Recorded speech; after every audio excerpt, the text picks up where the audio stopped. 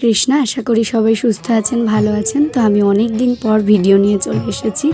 আপনাদের বলেছি আমার এক্সাম ছিল, তাই আমি অনেক দিন ভিডিও দিতে পারিনি। তো দেখুন এখানে আমি আজকে চলে এসেছি ভগবানের রুমটা পরিষ্কার করার জন্য।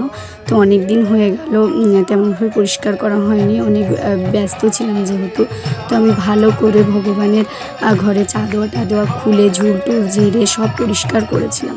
তো আজকে আকাশের অবস্থা খুবই খারাপ ছিল, সারাদিন প্রচণ্ড বৃষ্টি ছিল।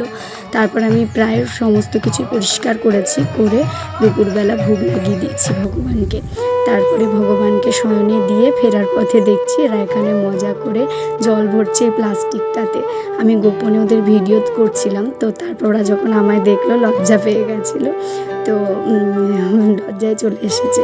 তো সামনেই যেহেতু দুর্গাপুজো, তো দুর্গাপূজায় আমরা ভক্তিমূলক নাটক পরিবেশন করব বলে বিকেলবেলা এখানে সবাই মিলে নাটকের রিহার্সাল দিচ্ছিলাম। তো হঠাৎ বৃষ্টি চলে আসায় আমরা ঘরে চলে এসেছি। তো আজকের ভিডিওটি আমি এখানেই রাখছি, সবাই সঙ্গে থাকবেন, ফিরে আসি নেক্সট কোনো ভিডিওতে। হরি বল।